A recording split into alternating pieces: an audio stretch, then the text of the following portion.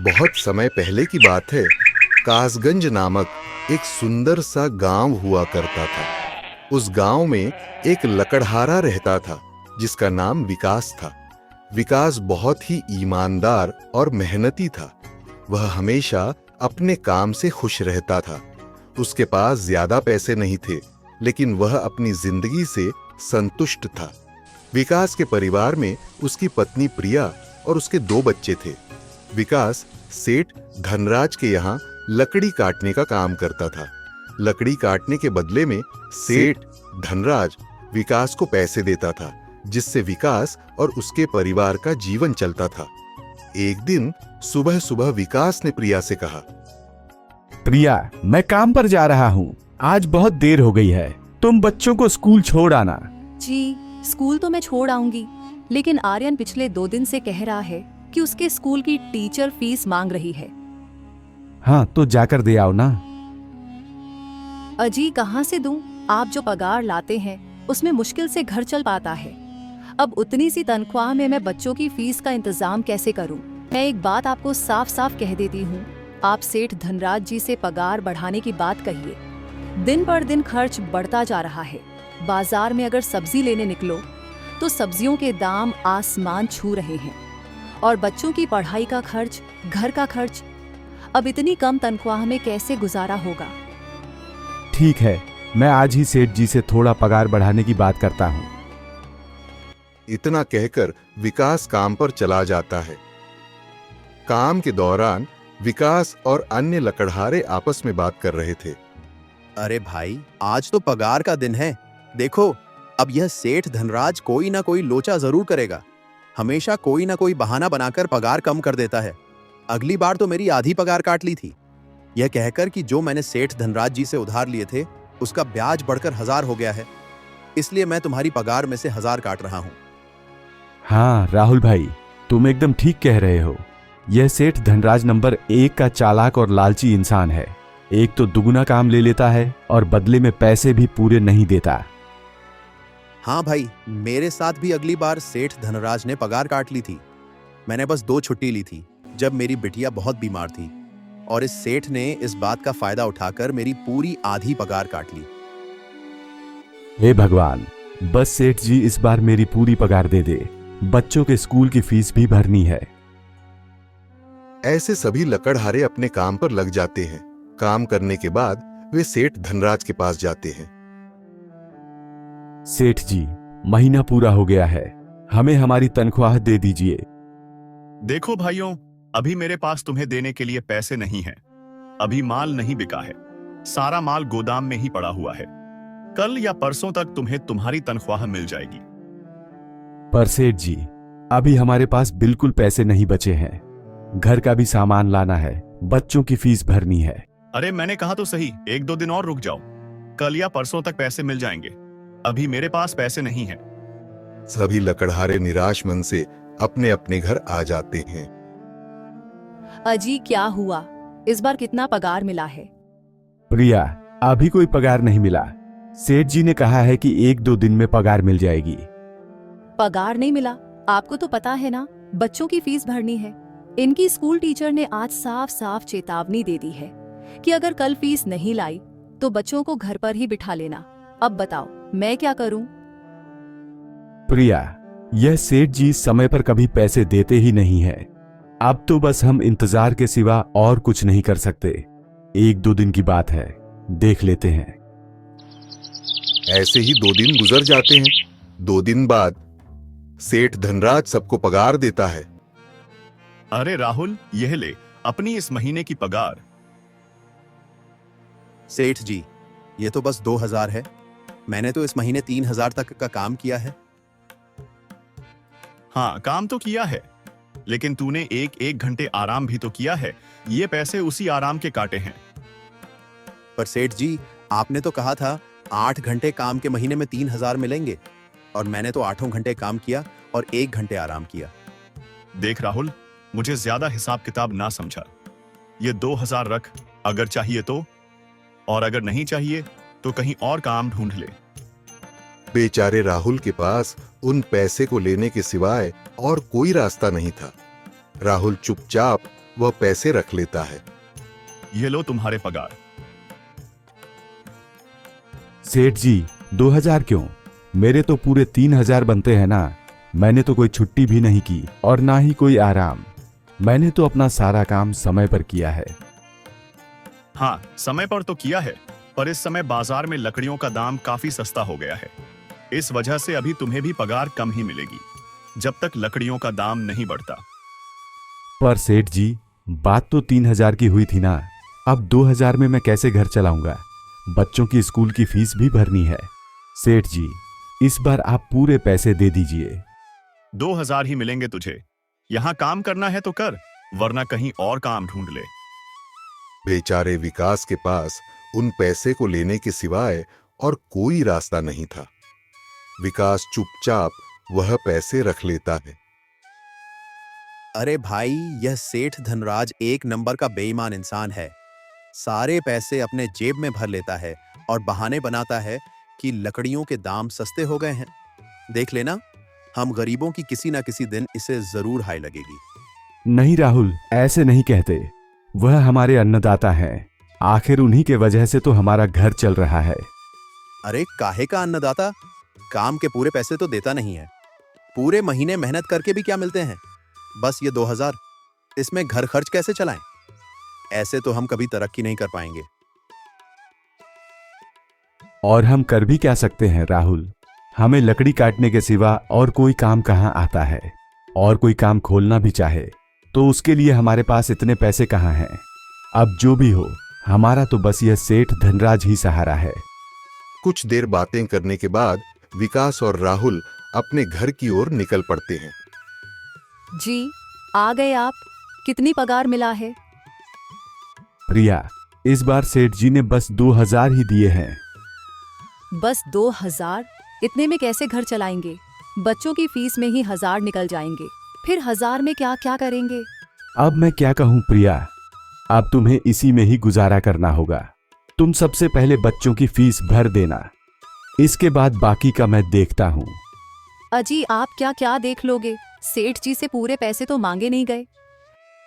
प्रिया, मैंने सेठ जी से पैसों के लिए कहा था, पर सेठ जी ने साफ इनकार कर दिया और कहा, यह लेना है तो लो, वरना कहीं और काम ढूंढ सकते हो। मैं सोच रहा हूं कि लकड़ी काटने के बाद कहीं और भी काम ढूंढ लूं। सेठ जी के यहां से काम करने के बाद मैं दूसरी जगह पर काम किया करूंगा। इससे कुछ ज्यादा आमदनी हो जाएगी।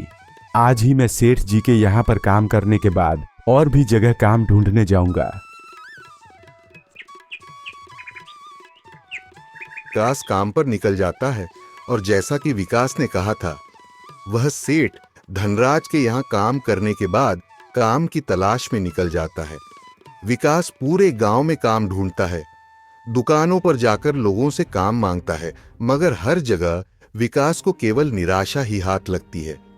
अंत में थक हार कर विकास वापस जाने लगता है। तभी वह देखता है कि अचानक बहुत सारे भैंसों का झुंड उसकी तरफ दौड़े आ रहा है। यह देखकर विकास बहुत डर जाता है। वह इधर उधर देखता है तो उसे एक गुफा दिखती है। वह गुफा में जाकर छुप जाता है। जब भैंसों का झुंड वहां से निकल जाता है, तब विकास की जान में जान आती है। हे भगवान, आज तो बाल बाल बच गया मैं, वरना आज तो मैं इन भैंसों के पैरों तले कुचला ही जाता। पर यह मैं कहां आ गया? विकास यह सब सोच ही रहा था कि तभी उसकी नजर गुफा में रखी एक टोकरी पर पड़ जाती है। विकास उस टोकरी के पास जाता है। यह कैसी गुफा है? यह कैसी टोकरी यहां पड़ी है? इसे मैं घर ले जाता हूं, सामान रखने के काम आ जाएगी। विकास जैसे ही उस टोकरी को हाथ लगाता है, गुफा में से एक आवाज आती है। रुक जाओ, इसे छूने की कोशिश मत करो।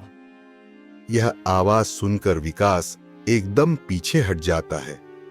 तभी गुफा में एक जिन प्रकट हो जाता है। कौन हो तुम और मेरी गुफा में क्या कर रहे हो? मुझे माफ करना, आप जो भी हो। कुछ भैंसों का झुंड मेरे पीछे पड़ गया था।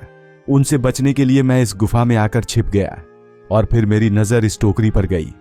माफ कीजिए, मुझे लगा यहां कोई नहीं है तो यह टोकरी किसी की नहीं होगी, इसीलिए मैंने इसे छुआ।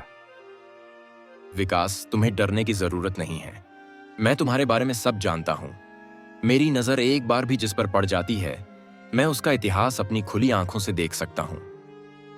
पर आप हैं कौन और आप इतने विचित्र क्यों दिखाई पड़ रहे हैं? आप अपना परिचय दीजिए। मैं एक जिन हूं और मैं कई सालों से इस गुफा की रक्षा कर रहा हूं। यह गुफा मेरे पूर्वजों की है। इस गुफा में केवल वही इंसान घुस सकता है जिसका मन बिल्कुल पवित्र हो। अगर तुम अपवित्र होते तो तुम इस गुफा में कभी नहीं घुस पाते। तुम एक सच्चे इंसान हो, इसलिए तुम इस गुफा में घुस पाए और इस टोकरी को छू पाए। अब तुमने इस टोकरी को छुआ है तो यह टोकरी तुम्हारी हुई। नहीं, मुझे यह टोकरी नहीं चाहिए। मैं तो बस देख रहा था। डरो मत विकास, तुम ये टोकरी ले जाओ। ये कोई साधारण टोकरी नहीं है, बल्कि यह जादुई टोकरी है। जादुई टोकरी? क्या यह वही जादुई टोकरी है जिसके बारे में हमारी दादी कहानी सुनाई करती थी कि किसी गांव में एक जादुई टोकरी हुआ करती थी और वह सबकी इच्छाएं पूरी करती थी? हाँ विकास, ये वही जादुई टोकरी है। अब तुम इस टोकरी के मालिक हो। तुम इसके इस्तेमाल से अपनी स्थिति सुधार सकते हो। पर याद रखना, तुम जो भी वस्तु इस टोकरी में एक बार डालोगे, वह चीज ही तुम्हें बार बार इस टोकरी में डालनी होगी। इसके अलावा तुम और दूसरी कोई चीज इस टोकरी में नहीं डाल सकते। अगर तुमने ऐसा किया तो इसका परिणाम तुम्हें ही भुगतना होगा। मेरी इस बात को हमेशा ध्यान में रखना और सोच समझकर, बिना लालच किए, इस टोकरी में वही सामान रखना जिसकी तुम्हें जरूरत हो। विकास टोकरी को लेकर घर आ जाता है। प्रिया, यह देखो, यह मैं क्या लेकर आया हूं। क्या लाए हो आप? बस ये एक टोकरी? सबसे पहले यह बताइए, आप तो काम की तलाश में गए थे ना? तो कोई दूसरा काम मिला कि नहीं? नहीं प्रिया, मेरी पूरी बात तो सुनो। यह कोई ऐसी वैसी टोकरी नहीं है, बल्कि यह एक जादुई टोकरी है। विकास प्रिया को वह सारी घटना के बारे में बताता है जो उसके साथ हुई। अच्छा, तो आपका कहने का मतलब है कि इस टोकरी में हमें कोई ऐसी चीज डालनी होगी जिसकी हमें सबसे ज्यादा जरूरत हो। हाँ प्रिया, हमें सोच समझकर ही इसमें कोई चीज डालनी होगी। विकास थोड़ी देर सोचता है, फिर उसका ध्यान उन लकड़ियों पर जाता है जो एक बार उसने प्रिया को रखने को दी थी। प्रिया, तुम्हें याद है, एक बार मैं जंगलों में लकड़ियां काटने गया था तो मुझे एक चंदन की लकड़ी मिली थी और वह मैंने तुम्हें लाकर दे दी थी। हाँ, दी तो थी। तो तुम उस लकड़ी को ले आओ। हम उस चंदन की लकड़ी को ही इसमें डालेंगे और उस लकड़ी से अपना एक व्यापार शुरू करेंगे। प्रिया चंदन की लकड़ी को ले आती है और उसे टोकरी में डाल देती है। वह जैसे ही चंदन की लकड़ी उस टोकरी में डालते हैं, उसमें कई सारी लकड़ियां आ जाती हैं। अरे वाह, ये तो चमत्कार ही हो गया। ये देखिए, कितनी सारी चंदन की लकड़ियां हो गई। अगर आप इनको बेचेंगे तो इससे काफी अच्छे पैसे मिलेंगे। हाँ प्रिया, मैं कल सुबह बाजार जाकर इनको बेच आऊंगा और जो पैसे मिलेंगे उससे हम अपने आर्यन और मीरा के स्कूल की फीस भर देंगे और बाकी बचे पैसों को संभाल कर रख लेंगे। अगले दिन विकास सेठ धनराज के यहाँ काम पर ना जाकर चंदन की लकड़ियों को बेचने के लिए बाजार की ओर निकल पड़ता है।